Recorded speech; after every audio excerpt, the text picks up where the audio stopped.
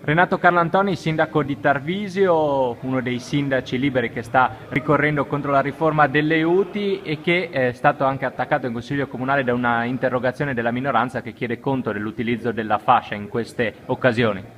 La minoranza a Tarvisio ritiene che questa sia un'iniziativa politica di parte, quindi l'uso della fascia è abusato. Io ritengo che se parliamo di politica, visto che la minoranza da me è proprio del PD,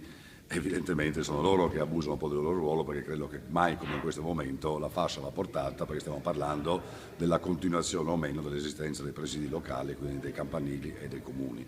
E credo che se non si mette la fascia in un momento come questo, in cui viene di fatto superato l'ente locale, credo che a pochi altri motivi possano esserci. Ripeto, lo facciamo legalmente, abbiamo fatto un ricorso, abbiamo fatto tutto ciò che prevede la nostra democrazia e la nostra Costituzione. Francamente non capisco il motivo, se non quello magari intimidatorio, dell'abuso dell'uso della fascia, che francamente vedo più che mai rappresentato dai cittadini e in rappresentanza dei cittadini. Per un UTI che non nasce c'è una comunità montana che continua a funzionare, però con qualche problemino, per esempio sulle piste ciclabili. Ma ho letto anch'io stamattina,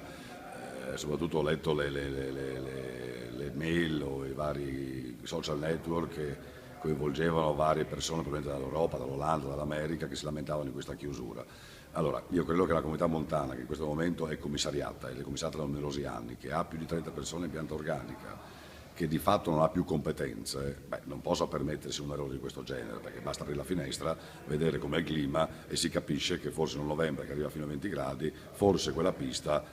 andrebbe fruita. Credo che allungare un appalto per la gestione e pulire quattro foglie non sia un eccesso di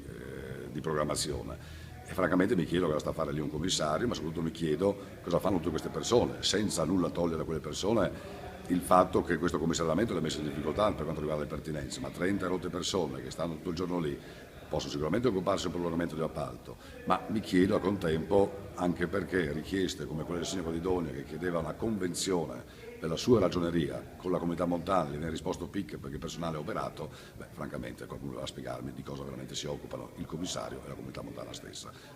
Detto un'altra cosa, che io, che la pista ciclabile, mi permetto di dire che l'ho un po' inventato quando ero in provincia, la Tarvisio Fusine, che penso sia uno dei punti più freddi del Friuli Venezia Giulia, è perfettamente percorribile, è gestita, c'è qualche foglia per terra, ma nessuno neanche lontanamente avrebbe mai pensato di chiuderla in un novembre così caldo ed è pieno di gente. Abbiamo fatto una brutta figura all'estero, spero che Dai ci intervenga su questo.